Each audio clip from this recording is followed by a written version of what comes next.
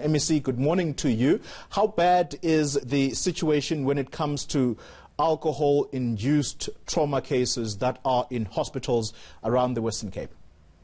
Good morning, and good morning to all our viewers. I just want to start off by saying from the since the 1st of June to the 7th of June, in the Western Cape, we had 118 murders, and that included murders by sharp object, murders by gunshot wounds, and murders by blunt objects. So, I mean, that speaks to itself. And let me just contrast that with the second week of the lockdown, which was end of, it was about in April. Yeah. That week, we had reduced the murder rate in the Western Cape because of the ban on alcohol from around about 120 for a week, right down to 23 murders.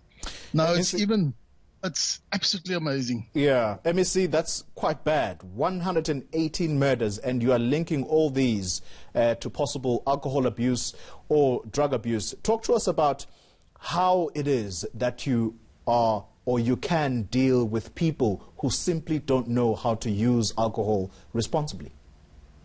I think part of the issue that we need to deal with is, for instance, to start talking to our liquor traders, to start talking to the organized structures on the ground, because it's also about just adhering to the very basic rules that is allowed during, for instance, the lockdown. Yeah. All of us know that you can only sell liquor on a Monday, from a Monday to a Thursday, from 9 to 5. Now close at 5. That's the point we're making. Don't sell liquor to underage children, or people who's not 18. Also look at, if it's off consumption, it means off consumption. Don't even entertain anyone who want to sit down and have a drink.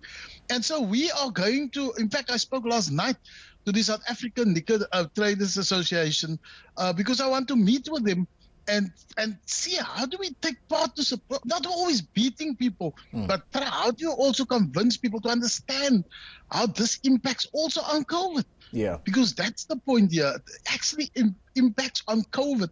We have seen the infection rate in the Western Cape, and we are busy really fighting. And we have an amazing program called the Hotspot Program, where every stakeholder, every person in an area like Khayelitsha, with the Khayelitsha Development Forum, with all the sports clubs, the churches, all the schools, everyone is involved in fighting the scourge. And I think that's the approach, to have an educational approach rather than just a law enforcement approach. MEC, let's talk then about the politics around the unbanning of alcohol.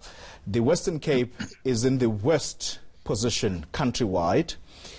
You also are a province that once was linked to people who work in farms being paid with alcohol as opposed to money as a form of a salary or compensation. Should you not be leading these calls about reinstating the ban on alcohol? I think we must also be careful. And I'm not the economics person, but I want to also just argue that one must be careful not to always use the ban on everything. We come from a long history of banning everything. And what happens is just push everything to a second alternative economy, to an illicit economy. We've seen cigarettes, etc. We have our hands full in the Western Cape with illicit cigarette trades, with all this. And so I think one must be careful, because we also have a constitution. I think that's the other important point.